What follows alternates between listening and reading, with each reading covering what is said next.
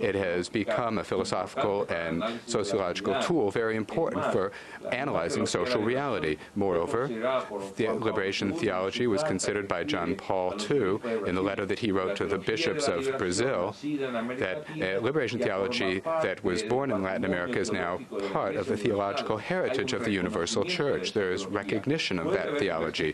There may be different tendencies, and within those tendencies, some might be called into question, others might be criticized. I know you have to leave soon, President Lugo, but I wanted to ask you, the effect of the war in Iraq on you in Paraguay, the global economic crisis, and your advice for President Bush in dealing with other countries.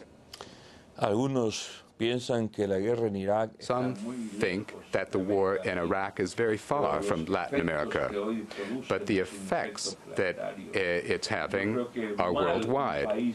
I think that it would not be good for a country to provoke a war in one part of the world and try to speak of peace in another part. I think that world leaders that will demand coherence in policy, both foreign policy and internal policy. So I think that those contradictions, those controversies, these spaces of dialogue and confrontation, such as the United Nations, need to be clarified and set out a line, the line of humanity, of peace, of truth, of justice, that it needs to build justice in the modern world. Did you ever expect, when you were a parish priest, that there would be so much progressive development, so many liberal and rebel leaders really coming to power in so many of the governments throughout Latin America?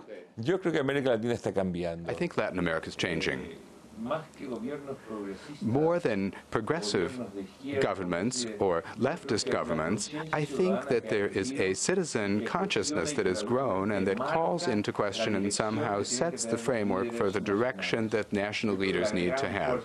I think that the major force in our national constitution, we say that sovereignty resides with the people, and it is the people's power, when it is organized, it has to set out the direction for countries. And I think that's what's happening in Latin America. President Chavez gave you the sword of Simón Bolívar at your in San Pedro. What was its significance? And also, finally, what the U.S. is doing with Iran. I think that there are historical figures whose importance recurs cyclically. In Paraguay, the forefathers of the country, 200 years after we gained independence, are becoming significant once again. And I think the same happens with Bolívar. When many of our countries have divided, we draw on a figure who wanted to unite Latin America and who dreamed of a great homeland. I think that that is what's happening in Latin America today, especially with Bolívar. The sword of Bolívar is a symbolic question, because today no one is thinking about using a sword to decapitate anyone, to behead anyone. I said in San Pedro we're going to use this sword to behead injustice and corruption symbolically. And going back to the war in Iraq, we reject all types of violence wherever it may come from. Violence has never brought a solution to any problem that humankind has faced, and I think that us leaders need to fully grasp this. Paraguayan President Fernando Lugo in his first broadcast interview in the United States. He is the newest leader in the world here in New York to address the United Nations General Assembly.